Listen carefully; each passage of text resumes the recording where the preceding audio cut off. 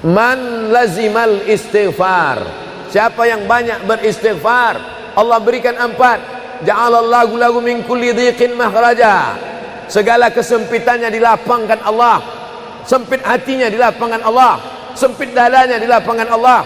Wali wa min kulli hammin faraja, segala kesusahannya diberikan Allah kemudahan. Susah rezekinya, susah hidupnya, susah pikirannya, susah urusannya, dimudahkan Allah.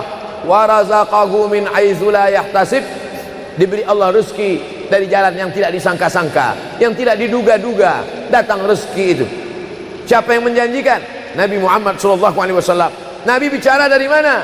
Wa ma yantiqu 'anil hawa in huwa illa wahyun yuha. Dia bicara bukan mengikuti hawa nafsunya, melainkan dari wahyu yang dibawa oleh Jibril dari Allah Subhanahu wa taala. Memperbanyak istighfar. Yang keempat, wa ma kana Allahu mu'adzibahum wa hum yastaghfirun. Allah tidak akan menurunkan azab wa hum yastaghfirun selama mereka mampu beristighfar. Oleh sebab itu, kenapa tsunami tidak datang? Kenapa gunung tidak meletus? Kenapa air yang dari laut tidak naik ke darat? Kenapa tidak terjadi gempa bumi? Masih ada di Sidrap yang beristighfar. Masih ada orang yang bangun malam, salat sunat taubat menjelang subuh. Wabil ashari hum yastaghfirun. Menjelang azan subuh, di waktu sahur dia memperbanyak istighfar. Sependek-pendeknya astaghfirullah, agak panjang astaghfirullahalazim, lebih panjang astaghfirullahalazim allazi la ilaha illa huwal hayyul qayyum wa atubu ilaih.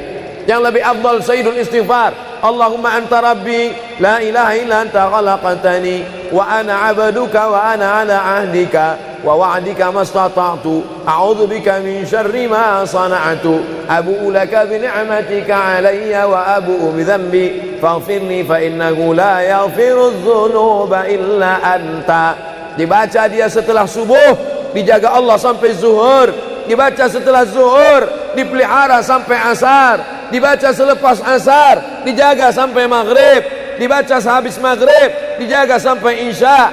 Dibaca habis isya, dijaga sampai subuh. Allahumma anta rabbi la ilaha illa anta khalaqtani wa ana 'abduka, aku hambamu, wa ana 'ala ahdika, aku dalam perjanjian denganmu, wa wa'dika, aku dalam MOU denganmu, mastata'tu, sesuai kemampuanmu. Abu ulaka bi ni'matika 'alayya, aku datang menghadapmu dengan nikmatmu, nikmat mata, nikmat telinga, nikmat otak, nikmat hati, nikmat buah pinggang, nikmat kaki, nikmat tangan. Wa abu bi dzambi, tapi justru aku datang membawa dosa. Aku datang membawa nikmat, tapi justru aku datang membawa dosa. Dosa telinga, dosa mata, dosa lidah, dosa hati. Mestinya aku datang membawa nikmat, datang membawa pahala. Wa abu bi dzambi, tapi justru aku datang membawa dosa.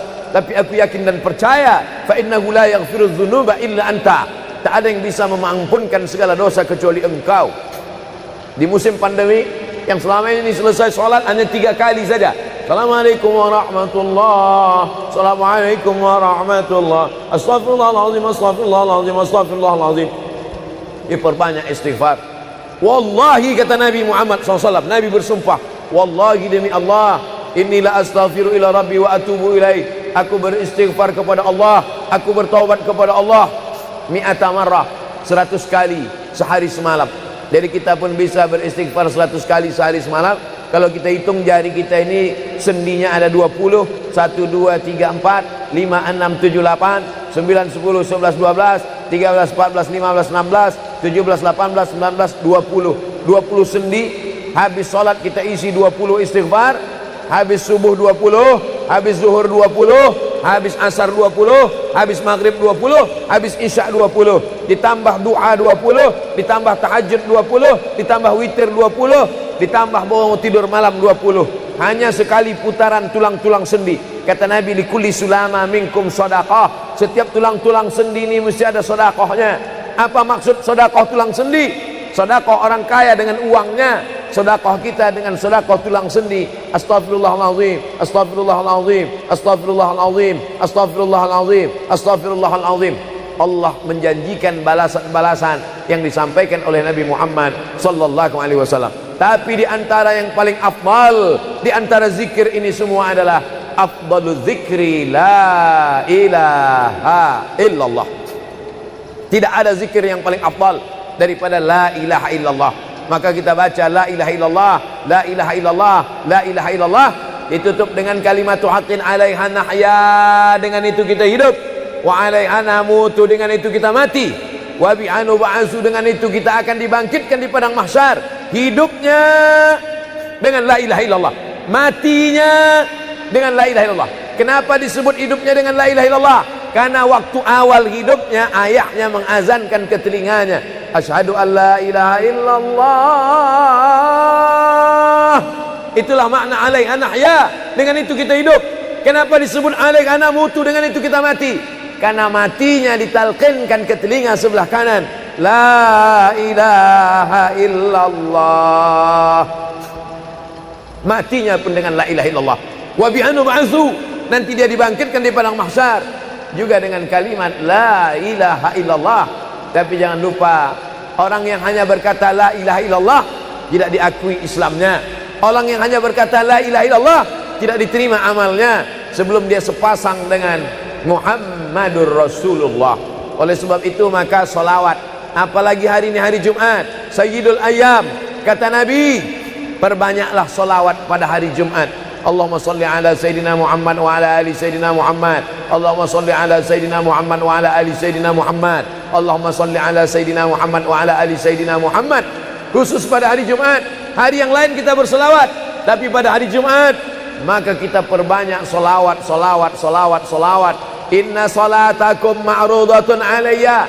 Solawat kamu dari rumah kamu, dari tempat kamu bersolawat. Solawat orang sidrap dibawa ke Masjid Nabawi. Salawat orang sidrap dibawa ke makam Nabi. Allahumma salli ala Sayyidina Muhammad dari Masjid Agung Sidrap dibawa ke Masjid Nabawi di kota Al-Madinah Al-Munawwarah. Lalu kemudian sahabat bertanya, kaifa salatuna ma'rudatun alaika wa qad arimta? Bagaimana salawat kami dibawa ke makammu padahal engkau sudah mati, meninggal dunia? Bukankah orang yang mati itu tidak hidup? Bukankah orang mati itu dimakan cacing tanah? Apa jawab Nabi? Innallaha harramal arda ajsadal anbiya. Allah mengharamkan tanah memakan jasad para nabi. Jadi sahabat Nabi itu rasional. Sahabat Nabi itu berpikir. Sahabat Nabi itu bukan hanya diam. Sahabat Nabi itu bukan hanya nerima saja. Sahabat Nabi itu bertanya, bagaimana mungkin salawat kami bisa dibawa ke makammu padahal kau sudah mati dimakan cacing tanah? Nabi menjawab, innallaha harramal arda ajsadal anbiya. Allah mengharamkan tanah memakan jasad para nabi. Hari Jumat, pagi Jumat, petang Jumat, malam Jumat, memperbanyak salawat lebih daripada hari biasanya. Allahumma salli ala Sayyidina Muhammad wa ala ali Sayyidina Muhammad. Membaca surat Al-Kahfi. Man qara'a surat Al-Kahfi yaumal jumu'ati. Siapa yang membaca surat Al-Kahfi hari Jumat, pagi Jumat, siang Jumat, sore Jumat, malam Jumat, adha'a lahu min nur. Allah berikan dia cahaya, pencerahan, terang pandangannya, terang matanya, terang pikirannya, terang hatinya. Kalau sudah gelap, kita suntuk. Makanya anak kecil tidak boleh mati lampu. Kalau ada anak kecil malam mati lampu, napasnya bisa sesak. Kenapa sesak? Sempit dadanya. Itu maknanya kalau Allah kasih kita terang cahaya karena membaca surat Al-Kahfi hari Jumat. Tapi jangan sampai menyuruh orang baca surat Al-Kahfi, ternyata yang ceramah ini belum baca surat Al-Kahfi. Bacalah surat Al-Kahfi. Ustaz sudah baca? Oh, saya ngajak aja. Enggak. Sebelum ceramah saya baca dulu. Malam Jumat, tadi malam. Habis sholat tahajud, duduk, baca surat Yasin, baca surat Al-Kahfi. Supaya waktu menyampaikannya plong. Karena kalau kita hanya menyuruh saja tidak mengamalkannya, terasa di dalam hati. Bacalah surat Al-Kahfi. Pembohong. Oleh sebab itu saya mengajak, tapi saya sudah baca duluan. Man qara'a surat Yasin lailatal Jum'ah. Siapa yang membaca surat Yasin malam, tidak hanya malam Jumat. Man qara'a Yasin fi lailatin, tak ada disebut malam Jumat.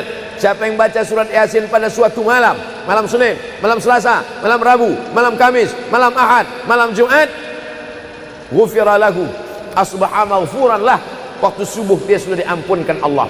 Adapun surat Al-Kahfi tadi malam, malam Jumat, pagi Jumat, siang Jumat, sore Jumat, sampai nanti sebelum matahari tenggelam. Dan dari salat asar sampai matahari tenggelam, waktu mustajab untuk berdoa, didoakan segala kebaikan-kebaikan.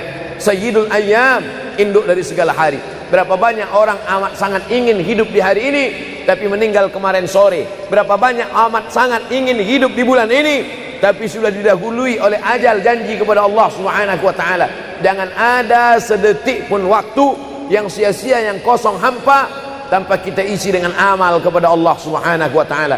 Man shalla alayya salatan, siapa yang berselawat satu kali, sallallahu alaihi biha asyra, Allah balas 10 kebaikan. Huttan anhu asyara sayiat, ditutupi 10 kesalahan. Wa rufi'at lahu asyara darajat, dinaikkan 10 darajat tingkatan kemuliaan. Satu kali salawat 10 dosa diampunkan, 10 kebaikan pahala dituliskan, 10 darajat kemuliaan diangkat, dinaikkan di hadapan Allah Subhanahu wa taala. Oleh sebab itu maka hari ini kita perbanyak solawat, pertemuan solawat, berjumpa dengan orang bersolawat. Dan kita memang melakukan tradisi-tradisi itu. Ketika ada orang mau menikah bersolawat, anaknya akikah bersolawat, acara walimah bersolawat, khotib khutbah Jumat kalau tidak bersolawat batal Jumatnya. Orang yang sedang sholat kalau dia tidak bersolawat, menurut mazhab Syafi'i batal sholatnya. Orang yang berdoa kalau tidak bersolawat, doanya tergantung tidak dikabulkan Allah. Majlis kita kalau tidak ada selawat, maka majlis itu berubah menjadi majlis antanajifah, majlis mangkai, majlis busuk, majlis berbau. Oleh sebab itu tidak ada cara lain menolak ini semua adalah dengan cara bersolawat, solawat dan solawat. Itu poin yang ketiga. Poin yang keempat, di antara menjauhkan kita dari bala ini, tolak bala ini adalah shadaqatus sirri tadfa'u mitatas su'. Sodakoh menolak bala, mati su'ul khatimah. Makanya dulu kita ada istilah sodakoh tolak bala, sodakoh menolak musibah, sodakoh menolak bencana, sodakoh menolak wabah. Oleh sebab itu maka yang selama ini biasa bersedekah kepada anak yatim, biasanya menyambut Ramadan, jangan lagi tunggu bulan Ramadan, datangi rumah anak yatim, makan mereka, sembako beras mereka, masukkan ke dalam karung 10 kilo, gula sekilo, minyak sekilo, susu saset, ikan sarden, masukkan, berikan. Ini dengan niat menolak segala musibah, segala bencana, segala wabah. Orang-orang yang mati itu kalau dia ditanya Allah Subhanahu wa taala, hai mayit, hai orang yang mati, seandainya ku kasih kau hidup lagi, mau apa tidak? Mereka amat sangat ingin hidup. Apa kata mereka? Kami ingin hidup. Laula akhartani ila ajalin qarib, kasihlah kami hidup ya Allah qarib, sebentar, sekejap, semenit, sedetik saja. Kalau aku kasih kau hidup, kau mau apa? Kata Allah. Mereka menjawab, dalam Al-Quran diceritakan, laula akhartani ila ajalin qarib, kalau kau kasih aku hidup walaupun sedetik saja, fa as-saddaqa, aku mau bersedekah ya Allah. Kenapa orang mati itu tidak berkata, kasih aku hidup sedetik saja, aku mau haji dan umrah? Tidak ada. Kasih aku sedetik saja, aku mau pergi berjihad? Tidak. Kasih aku sedetik saja, aku mau sholat sepanjang malam? Tidak. Mereka mengatakan, fa'as-saddaqa, aku mau bersedekah. Mengapa orang mati itu kalau dihidupkan mau bersedekah? Dijawab oleh para ulama, karena haji dan umrah balasannya nanti setelah hisab masuk surga. Al-hajjul mabrur, haji yang mabrur, laisa lahu jaza illal jannah, balasannya surga. Tapi sedekah balasannya sudah didapatkan ketika dikubur. Begitu mati masuk kubur langsung dapat balasan sedekah. Itulah makanya kata Nabi, idza matal insan, kalau manusia mati, inqata'a, putus amalnya. Tapi ada yang tak putus, shadaqatun jariyah, sedekah yang mengalir. Belum bangkit dari kubur, belum padang mahsyar, belum hisab, belum timbangan amal, belum meniti titian siratal mustaqim, balasannya sudah nampak. Itu kehebatan sedekah dibandingkan amal yang lain. Oleh sebab itu sedekah ini luar biasa. Shadaqatus sirri tadfa'u mitatas su', sedekah menolak mati su'ul khatimah, sedekah menolak bala. Man lazimal istighfar, siapa yang banyak beristighfar, Allah berikan 4. Ja'alallahu lahu min kulli dhiqin makhraja, segala kesempitannya dilapangkan Allah, sempit hatinya dilapangkan Allah, sempit dadanya dilapangkan Allah. Wali wa min kulli hammin faraja, segala kesusahannya diberikan Allah kemudahan, susah rezekinya, susah hidupnya, susah pikirannya, susah urusannya dimudahkan Allah. Wa razaqahu min haitsu la yahtasib, diberi Allah rezeki dari jalan yang tidak disangka-sangka, yang tidak diduga-duga datang rezeki itu. Siapa yang menjanjikan? Nabi Muhammad SAW. Nabi bicara dari mana? Wa ma yantiqu 'anil hawa in huwa illa wahyun yuha. Dia bicara bukan mengikuti hawa nafsunya, melainkan dari wahyu yang dibawa oleh Jibril dari Allah Subhanahu wa taala. Memperbanyak istighfar. Yang keempat, wa ma kana Allahu mu'adzibahum wa hum yastaghfirun. Allah tidak akan menurunkan azab wa hum yastaghfirun selama mereka mampu beristighfar. Oleh sebab itu, kenapa tsunami tidak datang? Kenapa gunung tidak meletus? Kenapa air yang dari laut tidak naik ke darat? Kenapa tidak terjadi gempa bumi? Masih ada di Sidrap yang beristighfar.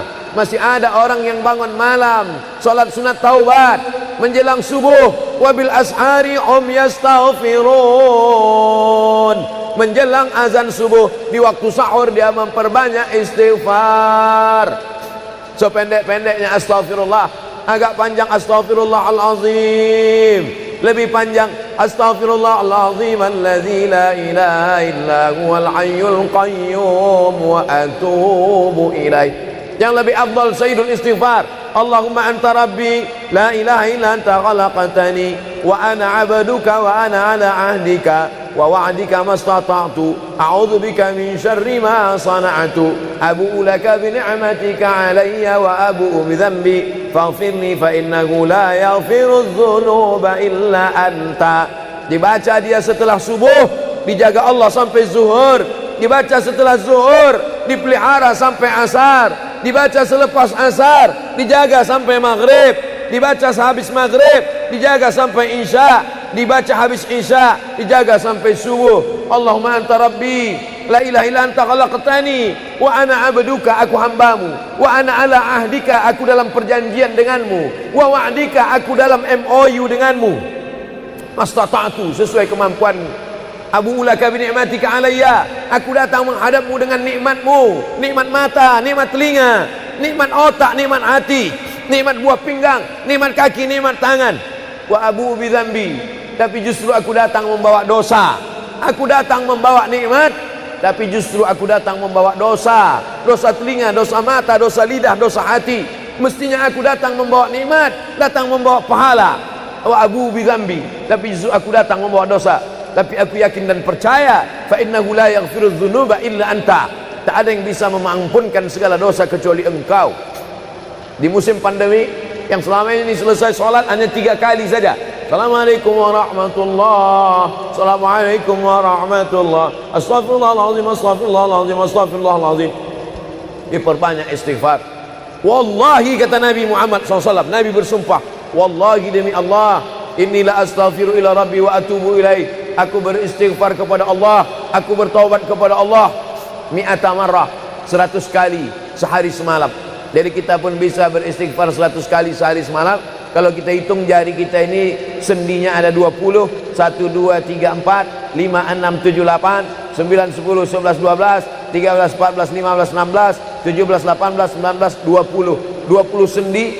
Habis sholat kita isi 20 istighfar, habis subuh 20, habis zuhur 20, habis asar 20, habis maghrib 20, habis isya 20, ditambah doa 20, ditambah tahajud 20, ditambah witir 20, ditambah bangun tidur malam 20. Hanya sekali putaran tulang-tulang sendi. Kata Nabi, likulli sulama minkum sedekah, setiap tulang-tulang sendi ini mesti ada sedekahnya. Apa maksud sedekah tulang sendi? Sedekah orang kaya dengan uangnya, sedekah kita dengan sedekah tulang sendi. Astaghfirullahalazim, astaghfirullahalazim, astaghfirullahalazim, astaghfirullahalazim, astaghfirullahalazim. Allah menjanjikan balasan-balasan yang disampaikan oleh Nabi Muhammad sallallahu alaihi wasallam. Tapi di antara yang paling afdal di antara zikir ini semua adalah afdalu dzikri la ilaha illallah. Tidak ada zikir yang paling afdal daripada la ilaha illallah. Maka kita baca la ilaha illallah, la ilaha illallah, la ilaha illallah, ditutup dengan kalimatu haqqin 'alaiha nahya, dengan itu kita hidup, wa 'alaiha namutu, dengan itu kita mati, wa bi'anu ba'su, dengan itu kita akan dibangkitkan di padang mahsyar. Hidupnya dengan la ilaha illallah, matinya dengan la ilaha illallah. Kenapa disebut hidupnya dengan la ilaha illallah? Karena waktu awal hidupnya ayahnya mengazankan ke telinganya, asyhadu an la ilaha illallah. Itulah makna alaiha nahya, dengan itu kita hidup. Kenapa disebut alaiha namutu, dengan itu kita mati? Karena matinya ditalqinkan ke telinga sebelah kanan, la ilaha illallah. Matinya pun dengan la ilaha illallah. Wa bi'anu ba'su, nanti dia dibangkitkan di padang mahsyar juga dengan kalimat la ilaha illallah. Tapi jangan lupa, orang yang hanya berkata la ilaha illallah tidak diakui Islamnya. Orang yang hanya berkata la ilaha illallah tidak diterima amalnya sebelum dia sepasang dengan Muhammadur Rasulullah.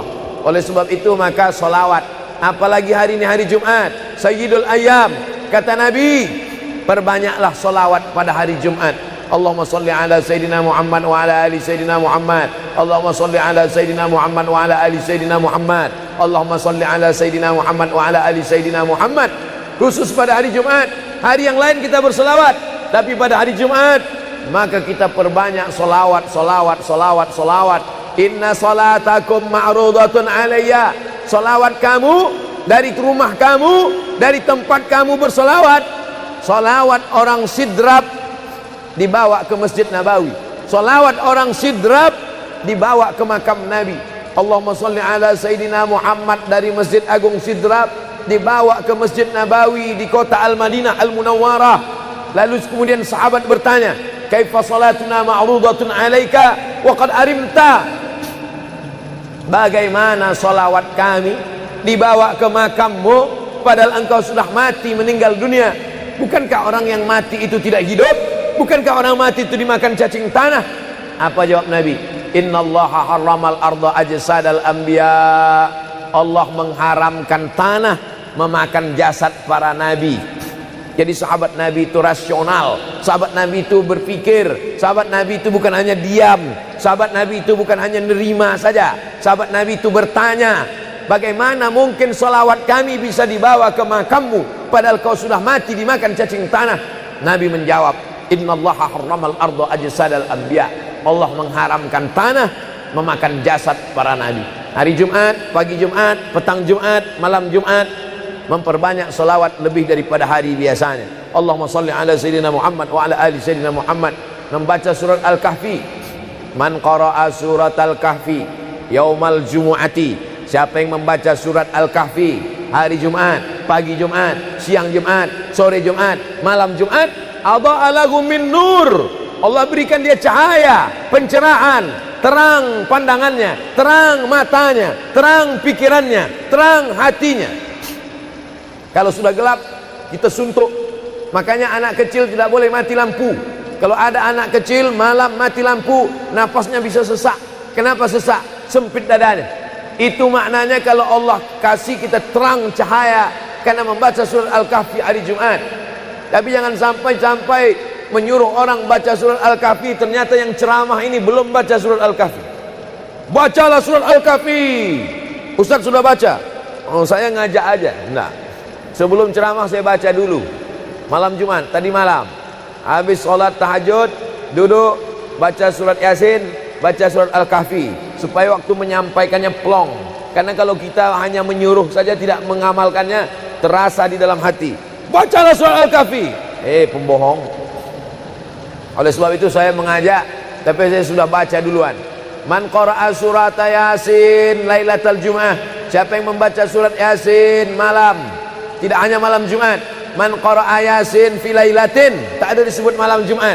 Siapa yang baca surat Yasin pada suatu malam, malam Senin, malam Selasa, malam Rabu, malam Kamis, malam Ahad, malam Jumat, ghufira lahu, asbaha maghfuran lah. Waktu subuh dia sudah diampunkan Allah. Adapun surat Al-Kahfi tadi malam, malam Jumat, pagi Jumat, siang Jumat, sore Jumat, sampai nanti sebelum matahari tenggelam. Dan dari salat asar sampai matahari tenggelam, waktu mustajab untuk berdoa. Didoakan segala kebaikan-kebaikan. Sayyidul Ayyam, induk dari segala hari. Berapa banyak orang amat sangat ingin hidup di hari ini, tapi meninggal kemarin sore. Berapa banyak amat sangat ingin hidup di bulan ini, tapi sudah didahului oleh ajal, janji kepada Allah Subhanahu wa taala. Jangan ada sedetik pun waktu yang sia-sia, yang kosong hampa, tanpa kita isi dengan amal kepada Allah Subhanahu wa taala. Man shalla alayya salatan, siapa yang berselawat satu kali, sallallahu alaihi biha asyra, Allah balas 10 kebaikan. Huttan anhu asyara sayiat, ditutupi 10 kesalahan. Wa rufi'at lahu asyara darajat, dinaikkan 10 darajat tingkatan kemuliaan. Satu kali salawat 10 dosa diampunkan, 10 kebaikan pahala dituliskan, 10 derajat kemuliaan diangkat, dinaikkan di hadapan Allah Subhanahu wa taala. Oleh sebab itu maka hari ini kita perbanyak solawat, pertemuan solawat, berjumpa dengan orang bersolawat. Dan kita memang melakukan tradisi-tradisi itu. Ketika ada orang mau menikah bersolawat, anaknya akikah bersolawat, acara walimah bersolawat, khotib khutbah Jumat kalau tidak bersolawat batal Jumatnya. Orang yang sedang sholat kalau dia tidak bersolawat, menurut mazhab Syafi'i batal sholatnya. Orang yang berdoa kalau tidak bersolawat, doanya tergantung tidak dikabulkan Allah. Majlis kita kalau tidak ada solawat, maka majlis itu berubah menjadi majlis antanajifah, majlis mangkai, majlis busuk, majlis berbau. Oleh sebab itu tidak ada cara lain menolak ini semua adalah dengan cara bersolawat, solawat dan solawat. Itu poin yang ketiga. Poin yang keempat, di antara menjauhkan kita dari bala ini, tolak bala ini adalah shadaqatus sirri tadfa'u mitatas su'. Sedekah menolak bala, mati su'ul khatimah.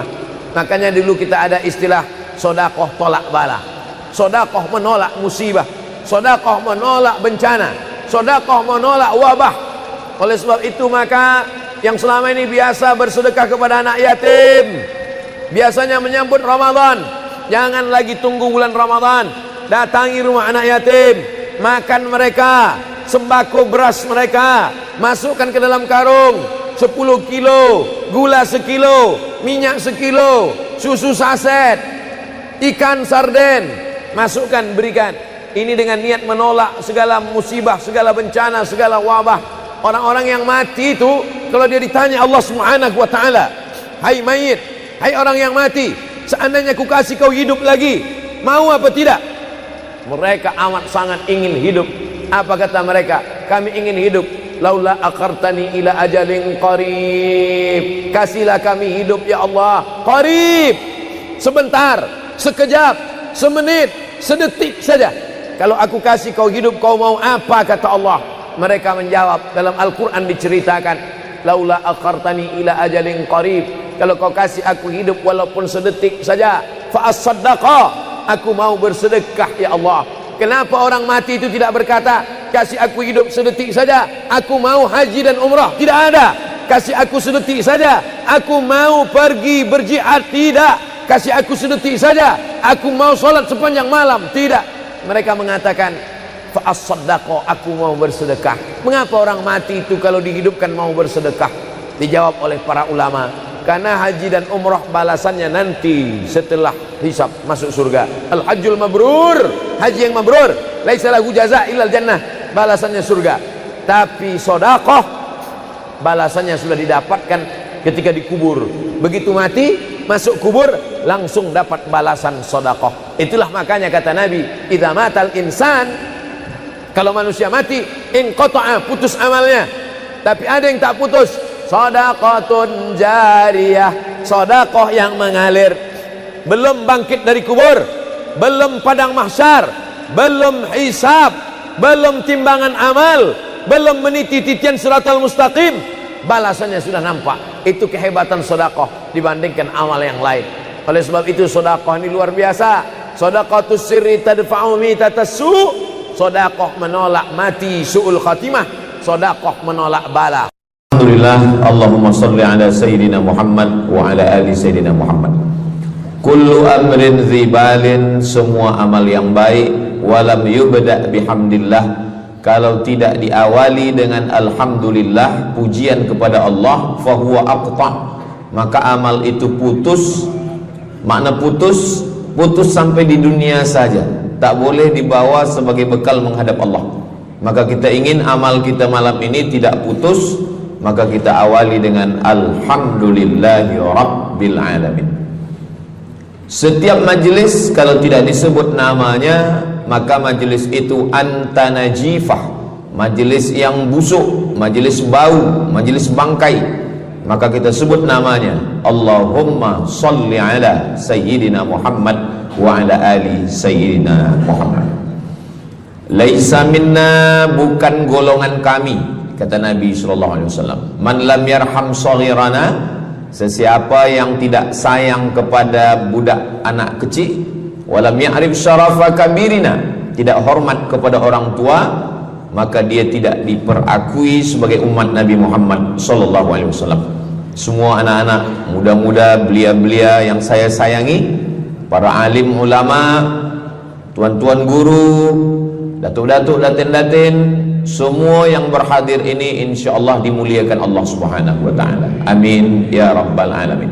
Tajuk kita malam ini 8 keutamaan orang yang bersedekah menurut Al-Qur'an dan sunnah Nabi Muhammad sallallahu alaihi wasallam. Keutamaan yang pertama,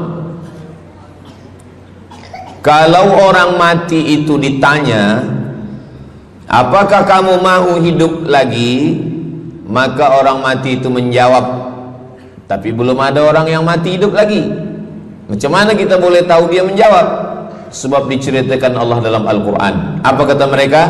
A'udzubillahi minasyaitonirrajim. Laula akhartani ila ajalin qarib, kalaulah kami yang sudah mati ini diberi masa lagi, ajal masa, qarib pendek, sikit, kejap. Kalaulah kami boleh dibagi masa hidup lagi walaupun sikit, walaupun kejap, apa yang ingin mereka lakukan? Fa as-saddaqa, kami ingin bersodaqah. Mereka tak ada kata, kalaulah kami boleh hidup lagi, kami ingin jihad, tak ada. Kalau boleh hidup lagi, kami ingin pergi haji, tak ada.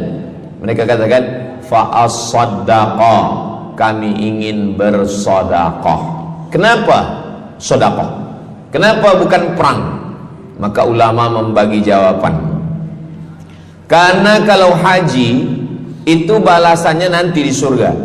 Wal hajjul mabrur laisa lahu jazaa'un illal jannah. Haji mabrur balasannya surga nanti selepas hari kiamat. Tapi kalau sedekah, balasan pahalanya diperolehi ketika di alam kubur. Itulah kenapa orang-orang yang mati itu ingin kalau hidup lagi, fa as-sadaqah, mereka ingin bersedekah. Sedekah, hampir semua kata-kata dalam bahasa Arab itu asalnya 3 huruf. Shadaqah. Shadaqah artinya benar. Shadaqallahul azim, maha benar Allah. Shadaqah artinya benar. Kalau memang benar betul iman kita, mana buktinya? Buktinya adalah dengan bersedekah. Itulah kenapa sedekah itu disebut dengan sedekah, tanda iman itu benar. Karena untuk menggerakkan lidah bercakap sangat mudah. Apa kata pepatah orang Melayu? Lidah tak bertulang, mudah saja menggerakkan. Asyhadu an la ilaha illallah wa asyhadu anna Muhammadar Rasulullah. Kalau memang benar betul cakap, mana buktinya? Buktinya adalah sedekah. Lelaki mengatakan saya cinta kepada kamu, senang saja nak mengatakan cinta, tapi apa bukti, proof, mana memang betul cinta? Maka dia mesti bagikan sedekah. Kalau yang tadi itu sedekah, kalau ini namanya sadaq. Sadaq artinya mahar. Mahar pernikahan lelaki dengan perempuan, aku nikahkan engkau dengan anak saya dengan memberikan cincin emas dan gelang rantai tunai. Itulah dia sadaq, tanda bukti cinta dia kepada seorang perempuan. Sadaqah, benar. As-sidqu, sidik, benar. As-siddiq, orang yang benar. Maka disebut dia dengan Abu Bakar Siddiq, karena dia benar memberikan emas sebesar batu waktu dibawa pergi hijrah bersama Nabi Muhammad SAW. Maka dia disebut dengan Siddiq karena dia benar imannya dengan memberikan sedekah. Tapi ada makna siddiq yang lain. Ketika yang lain mendustakan Nabi, tak percaya kepada Isra Mi'raj, dialah orang yang percaya, maka disebut dia dengan siddiq.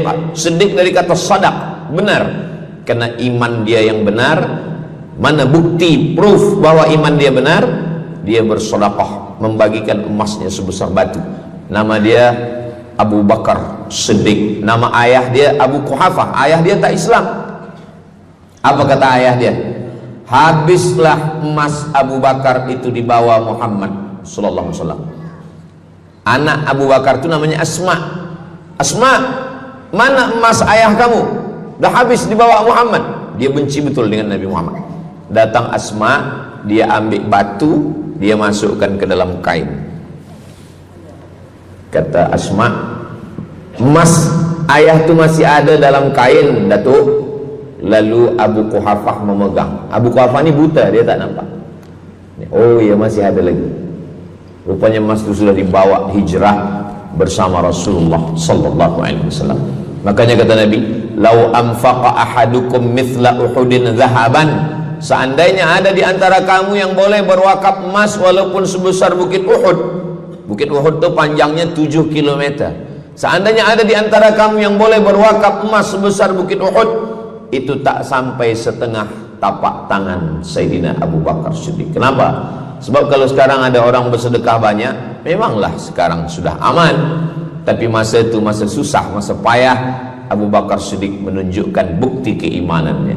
Ini keutamaan yang pertama menurut Al-Quran. Kenapa orang bersedekah? Karena orang-orang mati, kalau dia boleh bagi tambah umur hidup lagi, mereka berkata, fa'as-sadaqah, kami ingin bersedekah. Itu yang pertama.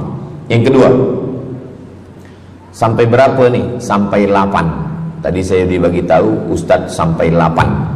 Atau tak pun sampai 8, kalau dah habis 60 menit habis. Yang kedua, idzas sama'un fatarat, langit terbelah. Wa idzal kawakibun tasarat, planet bertembung, berjatuhan. Wa idzal biharu fujirat, lautan diletupkan, tsunami namanya. Wa idzal quburu bu'athirat, semua yang dikubur dibangkitkan. Selepas itu kita pun bangkit dari kubur. Innama amruhu idza arada syai'an ayyaqula lahu kun fayakun. Bila kita bangkit, tak ada atap, tak ada dinding, tak ada pokok kayu. Semua gunung-gunung macam bulu kambing dihembus angin. Wa takunul jibalu kal ihnil manfush, macam bulu kambing dihembus angin. Di mana kita bernaung? Di mana kita berlindung? Kata Nabi sallallahu alaihi wasallam. Ini yang kedua. Kullu mri'in tahta zilli sadaqatihi, orang akan bernaung di bawah sedekah. Bukan bernaung di bawah haji, bukan bernaung di bawah sembahyang, bukan bernaung di bawah puasa, tapi tempat bernaung atap adalah sedekah. Tapi jangan sebab kita kaji sedekah malam ni, esok subuh tak sembahyang. Awak tak sembahyang, kita bernaung di bawah sedekah. Betul, memang bernaung di bawah sedekah, tapi tiangnya sembahyang. As-salatu imaduddin, sembahyang, salat itu adalah tiang daripada agama. Maka tempat kita berlindung, tempat kita bernaung nanti adalah sedekah. Ada yang tenggelam kerana peluh saking panasnya, ada yang tenggelam kerana peluh sampai ke lutut, ada sampai ke pinggang, ada sampai ke leher, ada yang tenggelam habis. Tapi ada orang yang merasa sejuk, selesa. Kenapa? Kullu mri'in tahta zilli sadaqatihi, orang akan bernaung di bawah sedekah. Orang-orang yang membina masjid, macam mana mahalnya masjid, jutaan ringgit, maka ketika dia mati menghadap Allah Subhanahu wa taala, semua kepanasan, semua terik matahari sejengkal dari ubun-ubun kepala, tapi ada orang yang tahta zilli sadaqatihi, dia akan bernaung di bawah sedekah. Mudah-mudahan panjang umur, Allah bagi kita rezeki supaya kita boleh bernaung di bawah sedekah kita nanti insyaallah. Kita masa siang 12 jam, malam 12 jam, tapi di akhirat nanti 50.000 sanah, 50.000 tahun, belum tentu lagi diputuskan di pengadilan Allah Subhanahu wa taala. Datang orang menghadap Nabi Adam, "Wahai Adam, kami sudah kepanasan, kami tak tahan di padang mahsyar ini." Kata Nabi Adam, "Saya malu menghadap Allah."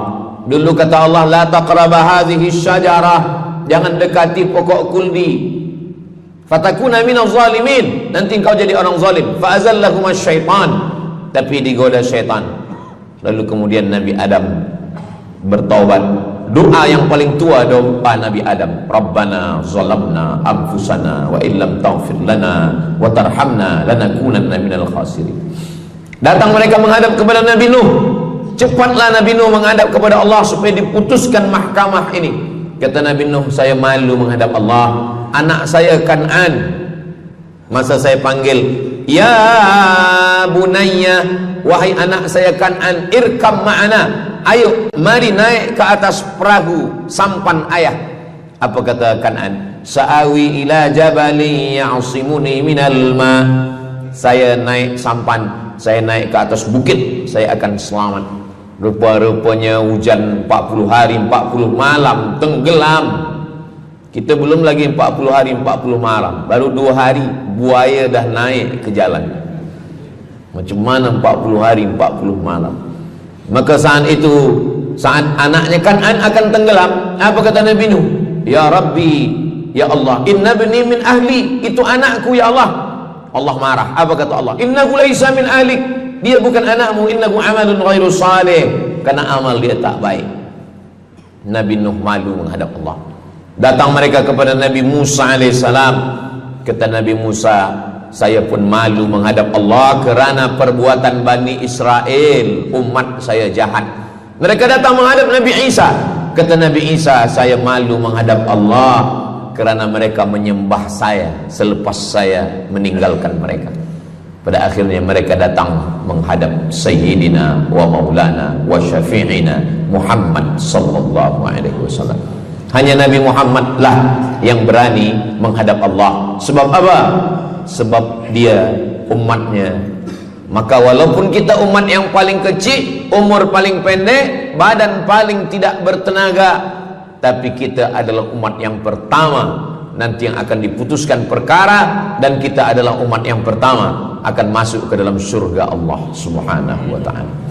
Maka banyak mereka yang ingin menjadi umat Nabi Muhammad. Bahkan Nabi Musa pun ingin menjadi umat Nabi Muhammad sallallahu alaihi wasallam. Masa Umar bin Khattab datang membawa lembaran-lembaran Taurat, Nabi berkata, "Apa itu wahai Musa?" Taurat. Nabi Muhammad SAW memanggil, "Mari Taurat." Lalu Nabi Muhammad mengkoyak. Apa kata Nabi? "Lau kana Musa hayyan ma wasa'ahu illa iyattabi'ani." Kalaulah Musa masih hidup, dia pasti akan ikut saya. Dan itu betul pada peristiwa Isra dan Mi'raj. Nabi jadi imam, Nabi Musa jadi makmum, Nabi Isa jadi makmum, Nabi Ibrahim jadi makmum, semua nabi-nabi jadi makmum. Imamnya adalah Sayyidina wa Maulana Muhammad sallallahu alaihi wasallam. Jadi keutamaan yang kedua, kita bernaung di bawah sedekah. Yang ketiga, shadaqatus sirri tutfi'u ghadabar rabbi kama yatfa'ul ma'an nar. Sedekah memadamkan api neraka seperti air yang memadamkan api. Kita kalau nampak api, mudah-mudahan kita selamat daripada terbakar, amin. Lalu kemudian datang api, kita padamkan dengan air. Lalu kemudian macam mana memadamkan api neraka? Air sebanyak apa yang boleh memadamkan? Maka kata Nabi SAW, keutamaan yang ketiga adalah shadaqatus sirri tutfi'u ghadabar rabbi, sedekah memadamkan api neraka. Jadi kalau kita dulu banyak silap, banyak salah, banyak dosa. Kullu bani Adam, semua manusia ini khata'un, semua pernah salah, pernah mabuk, pernah berzina, pernah minum khamar, pernah berjudi. Kalaupun dia tidak buat dosa yang zahir, pernah hasad, pernah dengki, busuk hati. Maka ketika itu macam mana memadamkan murka Allah dengan istighfar, memadamkan dengan sembahyang, solat, sunat, taubat? Ada satu cara lagi. Dengan cara apa? Memadamkannya dengan sedekah. Tudfi'u ghadabar rabbi, memadamkan murka marah Allah Subhanahu wa taala, padam dengan sedekah. Tapi tentu saja sedekah yang ikhlas kerana Allah Subhanahu wa taala. Datang seorang yang sudah banyak dosa menghadap Nabi, menghadap pendeta Yahudi. Wahai pendeta Yahudi, saya ini banyak salah, banyak dosa. Saya sudah membunuh 99 orang. Apakah mungkin Tuhan mengampunkan dosa saya? Kata pendeta Yahudi, Tuhan tidak mengampuni dosa kamu kerana kamu sudah membunuh. Dia cabut pisau dia. Kalau begitu, kamulah yang ke-100.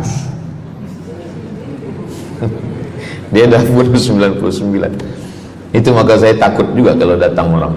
Ustaz Samad, apakah Allah mengampuni dosa saya? Apa dosa kamu? Membunuh orang. Ayo Allah ampunkan dosa. Faqtulu anfusakum, bunuhlah diri kamu. Surat Al-Baqarah. Bunuhlah diri kamu.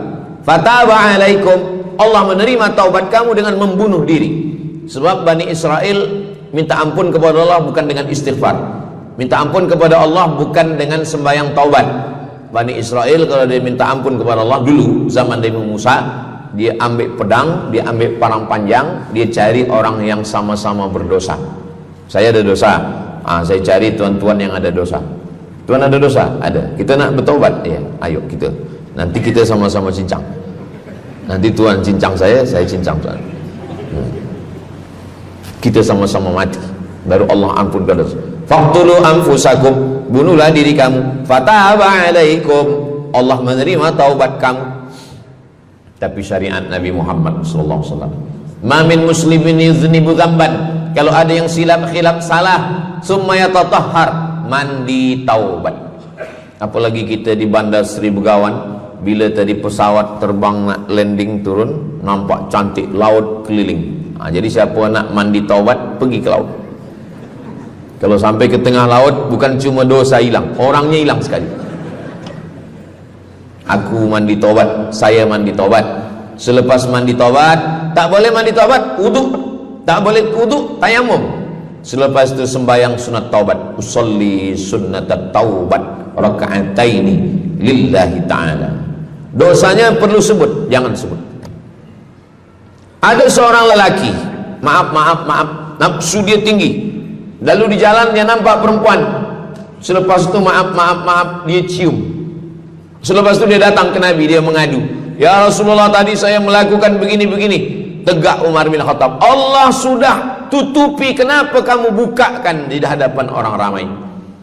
Allah mengampuni manusia kecuali al-mujahirun. Al-mujahirun menampakkan dosanya dan bangga dengan dosanya. Ini orang akhir zaman ini sekarang banyak mujahirun. Dia mabuk, dia live streaming. Hai guys, dah mabuk ke malam ni? Ini al-mujahirun. Maka ulil amri mesti ambil hukum. Tapi orang yang pernah berdosa, pernah silap, pernah salah, jangan cerita lagi, tutup. Suami-suami kalau bertobat kepada Allah, mengadu kepada Allah, cukup. Jangan cerita ke istri.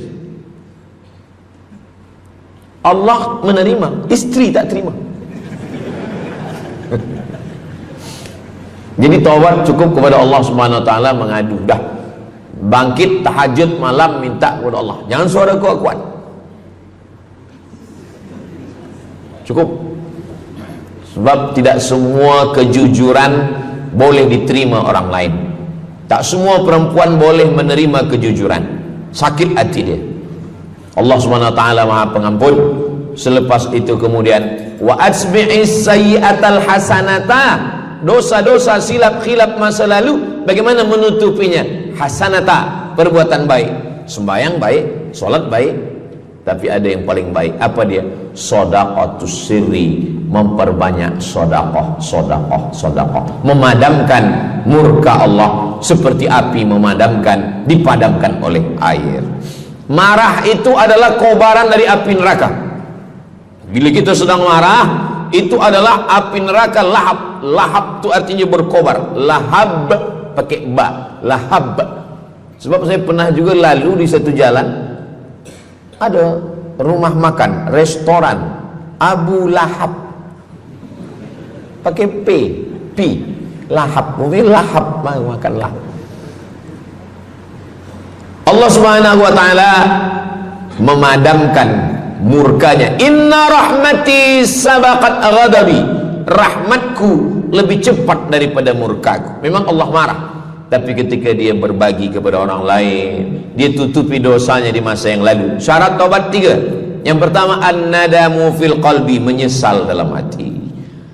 Yang kedua, al-iqraru bil lisani, nyatakan dengan lisan, astaghfirullahalazim. Yang ketiga, al-itmaru alla ya'uda ilaihi abadan, tekad saya tidak akan buat lagi sampai mati. Namanya taubat nasuha. Nasuha, 3 huruf. Nasoha artinya menyaring madu. Datang orang memanjat pokok kayu, dia ambil parang panjang, dia potong sarang lebah jatuh ke bawah, disaring dengan kain tipis, lalu kemudian tersangkut di atas kain.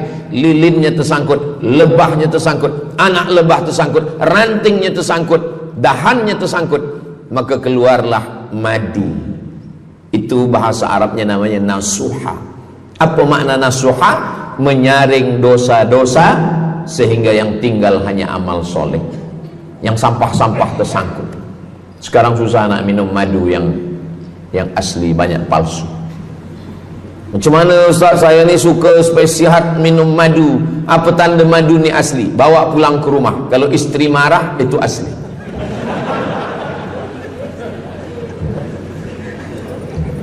Yang keempat, ini jangan diingat, lupakan. Yang keempat, apa itu keutamaan sedekah? Kata Nabi sallallahu alaihi wasallam, as-sadaqatu, sedekah itu tadfa'u mitatas su', menolak mati su'ul khatimah. Tak ada guna amal elok baik kalau mati dalam keadaan su'ul khatimah. Kita selalu berdoa, Allahumma khtim lana bihusnil khatimah. Maka cara untuk menolak mati su'ul khatimah ini adalah dengan cara sedekah. Banyak orang mati husnul khatimah, bukan ulama, meninggal di dalam Masjidil Haram sedang pakai ihram, selepas tawaf di belakang makam Ibrahim ketika sedang sujud terakhir. Itulah mati yang paling indah. Dalam wudhu sedang sembahyang, di sujud terakhir dalam tanah haram, dalam Masjidil Haram, di belakang makam Ibrahim. Meninggal, dibawa jenazah balik. Orang datang bertanya kepada ibunya, dia masih pemuda belia, apakah dia ulama? Dia bukan ulama. Kenapa dia mulia betul? Apakah dia pernah perang ke Palestina? Tidak. 2-3 hari selepas itu datang satu perempuan membawa budak kecil. Kamu siapa? Kami adalah orang yang tiap bulan dapat kiriman beras, minyak dan makanan dari pemuda ini. Saya maaf, seorang janda, ini anak-anak saya, dan dia selalu bagikan uang dia untuk makan kami. Jadi nanti kalau ada orang meninggal, tiba-tiba selepas itu datang janda membawa anak, itu tanda husnul khatimah. Sebab dia belum nikah, dia masih lajang. Allah menunjukkan bahwa kalau engkau berbuat sedekah, maka Allah Subhanahu wa taala memberikan keutamaan husnul khatimah. Bukan setakat diselamatkan dari su'ul khatimah, tapi mendapatkan husnul khatimah. Ada seorang dari Maghribi, dari Maroko, Mesir, Libya, Tunisia, Algeria, Maghribi. Orang Maghribi ini bermimpi. Dalam mimpinya dia berjumpa dengan Nabi Muhammad SAW. Kata Nabi, engkau pergi ke Saudi Arabia, cari di kampung ini, nanti engkau jumpai seorang pemuda, sampaikan salamku kepada dia, katakan dia penghuni surga. Malam pertama mimpi, iya ke? Tidak ke? Jangan-jangan syaitan. Tak betul. Malam kedua mimpinya sama. Engkau pergi ke Saudi Arabia, datangi kampung ini, jumpai seorang pemuda namanya si fulan, bagi tahu ke dia, salamku untuk dia, sampaikan kepada dia bahwa dia penghuni surga. Nah, 2 kali. Ini udah agak kuat. Tunggu 3 kali, sampai 3 malam mimpinya sama. Akhirnya orang Maghrib ini terbang dari Casablanca sampai ke Jeddah. Dari Jeddah dia cari kampung yang disebut dalam mimpi. Sampai itu dia cari pemuda. Adakah di kampung ini seorang pemuda namanya si fulan? Betul. Dia tengok, biasa saja. Bukan ulama, bukan macam Musa Abdul Somad. Tak mungkin mimpi salah 3 kali betul-betul. Lalu disampaikan kepada dia, fulan, saya 3 malam bermimpi Rasul SAW menyampaikan salam kepada engkau. Assalamualaikum. Kata Nabi, engkau adalah penghuni surga. Dia pun terkejut. Saya bukan ulama, saya orang biasa. Apa amal kamu? Sembahyang saya biasa saja, puasa sunat saya biasa saja. Hanya saja saya tak pernah menyimpan hasad dendam, dan saya selalu membagikan uang kepada fakir miskin, anak yatim dan du'afa. Selepas mendapatkan itu dia pun menangis, dia pun bersedih karena dia merasa dia tak layak dicintai, karena dia merasa banyak silap, banyak salah. Rupanya rahmat Allah itu turun bukan kepada orang yang alim tapi sombong, bukan kepada orang yang kaya tapi takbur, tapi kepada orang yang hatinya hancur berkeping karena takut kepada Allah Subhanahu wa ta'ala. Selepas itu dia pun meninggal dalam keadaan husnul khatimah setelah mendapatkan janji dari Rasulullah sallallahu alaihi wasallam. Apa maknanya? Bahwa kalau kita tak boleh sembahyang sampai tegak lutut bengkak, kalau kita tak tergolong orang yang rajin puasa sunat berhari-hari, kalau kita bukan orang yang kuat berjihad fisabilillah, maka carilah satu pintu. Pintu itu bernama babus sedekah. Karena banyak yang sudah melaluinya dan mereka dimuliakan Allah, diselamatkan daripada su'ul khatimah. Yang ke berapa? Kelima. Saya sebetulnya ingat, saya nak cuba aja. Kalau jamaah masih ingat, itu maknanya mereka masih konsen lagi, masih sedar. Kalau dah terserah Ustaz lah nama berapa, kami pun dah nak balik ke dalam. Yang kelima, dawu mardakum bis sadaqah. Yang kelima, dawu mardakum bis sadaqah. Obati orang yang sakit di antara kamu dengan sedekah. Datang seorang lelaki yang lututnya bernanah menemui Imam Abdurrahman ibnu Mahdi. Wahai Imam Abdurrahman bin Mahdi, lutut saya ni bernanah tak sihat-sihat. Kata Imam Abdurrahman bin Mahdi, saya ingat satu hadis Rasulullah, dawu mardakum bis sadaqah. Cuba engkau cari kampung yang di kampung itu tak ada air, kamu buat perigi. Perigi, di kampung saya namanya perigi. Lalu dia pun pergi ke kampung yang tak ada air, dia galikan perigi. Selepas itu sehari, 2 hari, 3 hari, sepekan, sebulan, lutut dia sihat kering. Dia datang lagi kepada Imam Abdurrahman ibnu Mahdi. Alhamdulillah Imam Abdurrahman ibnu Mahdi, lutut saya sudah sihat. Apa hubungan lutut dengan sedekah? Rupanya setiap orang yang mengambil air untuk minum, untuk berwudu, untuk mandi, untuk memasak, selepas itu mereka berdoa, ya Allah, berikanlah kebaikan kepada orang yang sudah membagikan air ini. Ad-du'a silahul mu'min, doa senjatanya orang beriman. Kisah ini ada dalam kitab Sa'ah wa Sa'ah, Ajaib wa Taraif. Semua ada saatnya. Beberapa kisah-kisah yang ajaib diceritakan oleh Syekh Abu Amr Al-Misri dalam judul buku Sa'ah wa Sa'ah Gharaib wa Taraib.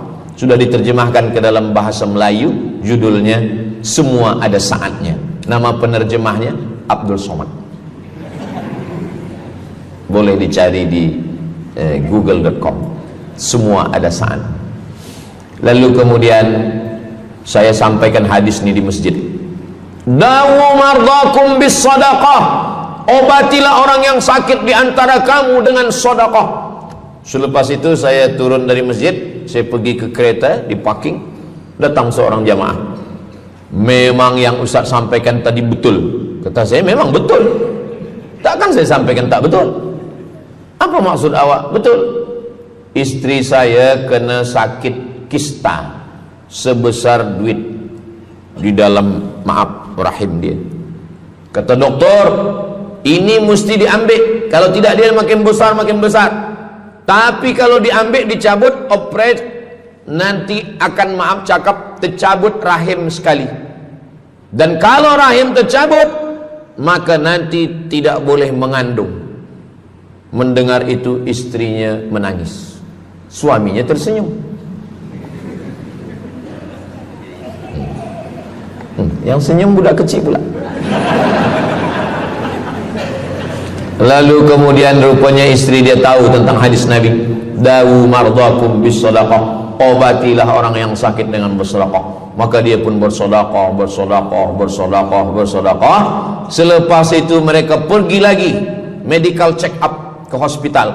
Sampai di hospital dicek USG, rupanya kista itu makin kecil, kecil, kecil, kecil dan hilang. Doktor tu pula bertanya balik, awak makan apa? Saya makan nasi, kata dia. Minum apa? Minum teh tarik. Saya amalkan hadis Nabi Muhammad SAW, dawu mardakum bis sadaqah. Kata doktor, awak tak perlu operate dan ini tidak perlu dibelah, dan rahim awak masih boleh mengandung. Istrinya tersenyum, lakinya pula menangis. Begitulah Allah Subhanahu wa ta'ala. Syekh Abu Amr Al-Misri bercerita tentang seorang perempuan di Saudi Arabia. Dia pergi ke Amerika. Kata doktor di Amerika, kamu sudah balik ke rumah, makan kenyang, tidur lelap. Nanti kalau puan-tuan pergi hospital, lalu dokter bercakap, balik ke rumah, makan kenyang, tidur lelap. Itu maknanya malaikat maut dah dekat, tak ada obat. Maka dia pun balik ke Saudi Arabia. Dia ambil